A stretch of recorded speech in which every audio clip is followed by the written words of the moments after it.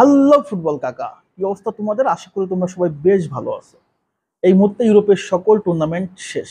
লা লিগা থেকে শুরু করে বুন্দেসলিগা, লিগ ওয়ান, সিরিয়া এবং ইপিএল সবই শেষ হয়ে গেছে। এখন নেক্সট টার্গেট ইউরোপ কাপ এবং হচ্ছে কোপা আমেরিকা, এবং এই দুইটাতেই ফুটবল প্রেমীদের সবচেয়ে বড় ফোকাসের জায়গাটা থাকবে। এখন আলোচনাটা করব হচ্ছে আসলে ব্রাজিলকে নিয়ে, কারণ আমরা জানি যে ব্রাজিল টিমটা বিশ্বকাপের পর থেকে খুব এলোমেলোভাবে আসলে আগাচ্ছিল, এবং সেইখানে ব্রাজিল টিমটাকে ভালো করে যেমন ঠিক করে যেতে পারে নাই। তারপরে ফার্নান্ডো দিনিস, রেমান মেনেজেস আসছে, তারা কিন্তু ব্রাজিল টিমটাকে আসল যে টিম রূপান্তর করা সেটা করতে পারে না, এবং তারা সম্পূর্ণ ব্যর্থ হয়েছে। এই ব্যর্থতার দায় থেকে তারা কিন্তু সরে গেছে, এবং নতুন কোচ দরিভাল জুনিয়রকেই কিন্তু ব্রাজিল ম্যানেজমেন্ট দায়িত্বটা দিছে। আমাদের টার্গেট ছিল যে কার্লো আনচেলত্তি হয়তো বা ব্রাজিলের দায়িত্বটা নিবে, বাট সেটা হলো না। যেহেতু একটা অভিজ্ঞ কোচ এবং দরিভাল জুনিয়র একটা সিনিয়র ক্যাম্পেইনার, সিনিয়র কোচ, এবং সে ব্রাজিলের দায়িত্বটা নেওয়ার পর থেকে ভিন্ন এবং আসলে দুর্দান্ত কিছু সিদ্ধান্ত গ্রহণ করছে। সে যেমন দল সিলেকশন করার আগে আমরা দেখছি যে প্রত্যেকটা ক্লাবে ব্রাজিলিয়ানরা যে যে ক্লাবে খেলে, তরুণ প্লেয়াররা, এবং সেই ক্লাবে যে তারা একাধিক ম্যাচ দেখছে, ব্রাজিলের কোচিং স্টাফ যারা যারা ব্রাজিল দলের সাথে সংশ্লিষ্ট, তারা কিন্তু কি করছে, প্রত্যেকটা প্লেয়ারকে আসলে পর্যবেক্ষণ করছে, অবজারভেশন করছে। দ্যাটস ওয়াই একটা চমৎকার টিম সিলেকশন করছে। আর এই টিমের ভিতরে হয়তো বা দু একটা প্লেয়ারকে আমরা পাই নাই, তারপরেও এইটুক সন্তুষ্ট থাকতেই পারে যে টিমটা গঠন করছে সেটা কোপা আমেরিকার জয়ের জন্য যথেষ্ট পারফেক্ট একটা দল।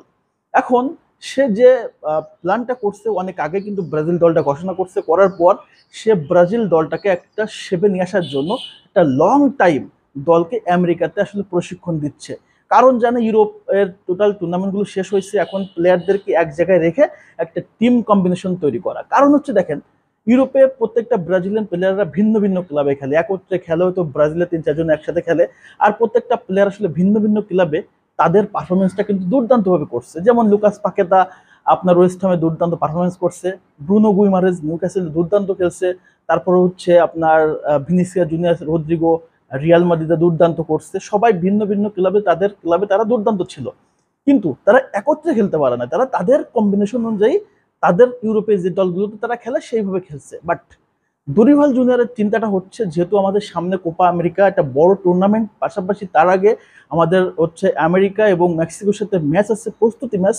তো তার জন্য টোটাল প্লেয়ারদের প্রায় 17টা প্লেয়ারকে একত্রে নিয়ে আমেরিকাতে কিন্তু ক্যাম্প করতেছে। কারণ তার কথা হচ্ছে যে আসলে ফুটবলের মাঠে 90 মিনিট খেলার চেয়ে, সেই খেলার রেজাল্টের চেয়ে টিম হিসেবে আসলে ব্রাজিল কতটা স্বয়ংসম্পূর্ণ হলো, টিম হিসেবে ব্রাজিলের একত্রে থাকার পর ব্রাজিল প্লেয়াররা কতটা মানা নিতে পারলো, একইভাবে যেভাবে তারা ক্লাবে দুর্দান্ত করছে সেই দুর্দান্ত পারফরমেন্সটা যেন ব্রাজিল টিমে করতে পারে, সেজন্য তাদের কিন্তু একত্র করে এই যে আসলে প্র্যাকটিসটা করাচ্ছে। এবং একটা কোচের সবচেয়ে মূল কাজটা কিন্তু আসলে একটা টিম গঠন করা বা একটা স্কোয়াড গঠন করা এবং খেলা শেষ হলে আবার হাল ছেড়ে দেওয়া, বিষয়টা কিন্তু এমন না। একটা কোর্সের মূল কাজটা হচ্ছে একটা টিম হিসেবে একটা দলটাকে সুন্দর করে পরিচালনা করে যেন মাঠের খেলায় ওই প্রভাবটা যেন মাঠের খেলায় পড়ে, এবং টোটাল টিমটা যেন একটা সেবে একটা একত্রতাবদ্ধ বা একত্রে একটা টিম তৈরি করেই কেন আসলে কোপাতে খেলতে পারে। যেমন আমরা দেখছি যে 2018 সালে আর্জেন্টিনা খুব বাজেভাবে আসলে বিশ্বকাপ থেকে ছিটকে যায়, এবং সেখান থেকে আর্জেন্টিনার যে সহকারী কোচ ছিল সেটা হচ্ছে আপনার স্কোলোনি, ওই স্কোলোনিকে দায়িত্বটা দেয়, এবং স্কোলোনি দায়িত্বটা নেওয়ার পর সে ধীরে ধীরে আর্জেন্টিনার টিমটাকে পর্যবেক্ষণ করছে এবং ধীরে ধীরে টিমের ভিতরে একত্র তৈরি করছে। এটার যে রেজাল্টটা আসছে সেটা হচ্ছে প্রত্যেকটা প্লেয়ার দলের জন্য খেলে এবং ট্রফির জন্য খেলে। এখন দেখবেন আর্জেন্টিনার ম্যাক্সিমাম প্লেয়াররা ক্লাব পর্যায়ে অত বেশি আসলে নাম কামায় না, কিন্তু তারা কিন্তু এর পরবর্তী তারা কোপা আমেরিকা বিশ্বকাপ ফিনালিসিমা জিতছে। কারণ হচ্ছে একটাই, কারণ হচ্ছে প্রত্যেকটা প্লেয়ারকে আর্জেন্টিনার কোচ একটা কেন্দ্রবিন্দুতে নিয়ে আসছে, যেন তাদের ফোকাসটা একটা জায়গায়। তো দরিভাল জুনিয়রের আসলে মূল প্ল্যানটা হচ্ছে সেইখানেই, যে প্রত্যেকটা প্লেয়ার যেন একত্রে অনেকদিন লং টাইম, প্রায় 6 থেকে 7 সপ্তাহ একত্রে থাকতে পারে। এত লং টাইম কখনো কোনো ব্রাজিল ক্যাম্প হয় নাই। তো যেহেতু একটা লং টাইম দলকে আসলে দরিভাল জুনিয়র সাথে রাখছে, তার মূল ফোকাসটার জায়গা হচ্ছে মাঠের খেলার চেয়ে দল হিসেবে আসলে ব্রাজিল কেমন করলো, এটা হচ্ছে বড় জিনিস। এবং দল হিসেবে ব্রাজিল একে অন্যের প্রতি কতটা সহযোগী হলো, সেটাই বড় জিনিস, এবং এটা হচ্ছে একটা কোচের সবচেয়ে বড় কাজ। তো এই যে একটা ভিন্ন পরিকল্পনা নিয়ে ব্রাজিল মাঠে নামছে, ব্রাজিলের কোচ দরিভাল জুনিয়র মাঠে নামছে, এটা হচ্ছে আমাদের কাছে সবচেয়ে বড় প্রাপ্তি। হয়তো বা কোপাতে আমরা খুব ভালো যে রেজাল্ট ইনস্ট্যান্ট পেয়ে যাব, আবার পেতেও পারি, সেটা ইম্পর্টেন্ট না। আমার কাছে মূল ব্যাপারটা হচ্ছে, বা ব্রাজিল ভক্তদের কাছে মূল ব্যাপারটা হচ্ছে, দরিভাল জুনিয়র এই টিমটাকে কতটা আসলে ডেডিকেট করতে পারলো, এই টিমটাতে প্লেয়াররা কতটা দলের জন্য খেলতে পারলো, দল হিসেবে ব্রাজিল কতটা দুর্দান্ত হলো, এটা হচ্ছে তার মূল লক্ষ্য দরিভাল জুনিয়রের।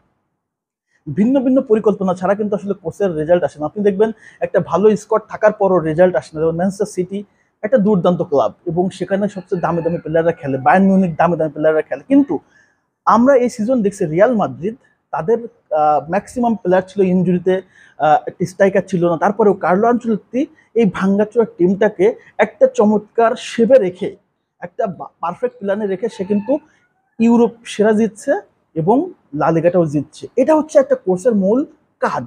সেম ভাবে দরিভাল জুনিয়রের মূল কাজটা হচ্ছে প্রত্যেকটা প্লেয়ারকে একটা জায়গায় রেখে একটা বিন্দুতে ফোকাস করে যেন রেজাল্টটা বের করতে পারে।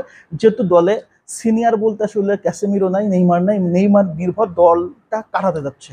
কোর্সের কাজ হচ্ছে যে প্রত্যেকটা প্লেয়ার যেন তার জায়গায় সর্বোচ্চটা দিতে পারে এবং সেই সর্বোচ্চটা দিতে প্রত্যেকটা প্লেয়ারকে আন্তরিক হইতে হবে, প্রত্যেকটা প্লেয়ারের সাথে প্রত্যেকটা প্লেয়ারের সংযোগ থাকতে হবে। এইটাই হচ্ছে দরিভাল জুনিয়রের মূল কাজ। এবং ব্রাজিলের বর্তমান টিম ম্যানেজমেন্ট বলেন, প্রেসিডেন্ট বলেন, টিম বলেন এবং হচ্ছে কোচিং স্টাফ, তাদের মূল ফোকাসের জায়গাটা হচ্ছে অ্যাজ এ ব্রাজিল 90 মিনিট খেলার মাঠে যে পারফরমেন্সের চেয়ে দল হিসেবে আসলে ব্রাজিল কিভাবে মাঠে নামতেছে, এটা হচ্ছে গুরুত্বপূর্ণ। তো আশা করতেছি যে ব্রাজিলের যে কোচ দুর্দান্ত একটা অভিনব পরিকল্পনা হাতে নিছে এবং এই অভিনব পরিকল্পনায় আসলে ব্রাজিলের নেক্সট রেজাল্টটা অনেক আমাদের জন্য আমাদের পক্ষে আসবে। এটা হচ্ছে আমাদের সবচেয়ে বড় প্রাপ্তির জায়গা। দরিভাল জুনিয়রকে আমরা হয়তোবা যখন কোচ হিসেবে আসলে ডিক্লেয়ার দেয়, হয়তোবা আমরা তাকে নিয়ে সমালোচনা আলোচনা করছি, কিন্তু স্পেন এবং ইংল্যান্ডের সাথে যে রেজাল্ট আসছে ম্যাচের আমাদের, সেখান থেকে তার প্রতি আমাদের কিন্তু রেসপেক্ট, আস্থাটা বেড়ে গেছে এবং এই আস্থার জায়গা থেকে কিন্তু সে চাচ্ছে যে দল হিসেবে ব্রাজিলটাকে যেন আমি এমন একটা জায়গায় নিতে পারি যেন অন্তত ব্রাজিল টিমে যে আগে যে মহত্বটা ছিল সেই মহত্বটা ফেরত আসে। তো এটা হচ্ছে আমাদের এই মুহূর্তে দেখার বিষয়। সামনে কোপা আমেরিকার আগে দুটো ম্যাচ মেক্সিকো এবং আমেরিকার সাথে, আশা করতেছি এই মেক্সিকো এবং আমেরিকা ম্যাচের ভেতরে কিন্তু ব্রাজিল তাদের ওই যে গ্যাপটা, দলের ভিতর যে ঘাটতিটা কোচ মিটাই ফেলতে পারবে। এই যদি মিটাই ফেলতে পারে তাহলে আমাদের কোপা আমেরিকাটা একটা চমৎকার কোপা আমেরিকা হবে এবং এই কোপা আমেরিকাতে আমরা রেজাল্টটা পারফেক্টলি আনতে পারবো। তো দেখা যাক আসলে কোচ কি করে এবং দল হিসেবে আসলে ভিনিসিয়াসরা যেভাবে ইউরোপে পারফরমেন্স করছে সেটা যদি দলের সাথে করতে পারে, তারপর হচ্ছে লুকাস পাকেতা, ব্রুনো গুইমারেস যেভাবে দলে পারফরমেন্স করছে সেটা যদি ব্রাজিল টিমে পারফেক্টলি এক্সিকিউশন করতে পারে, তাহলে আমাদের জন্য চমৎকার একটা কোপা আমেরিকা ওয়েট করতেছে। আপনাদের কাছে কি মনে হয় ব্রাজিল কোচ দরিভাল জুনিয়র আসলে টিমটাকে কতদূর নিয়ে যাবে এবং কোপাতে আমাদের রেজাল্টটা কি হতে পারে? অবশ্যই কমেন্টস করে জানাবেন। সবাইকে ধন্যবাদ জানাচ্ছি। আল্লাহ হাফেজ।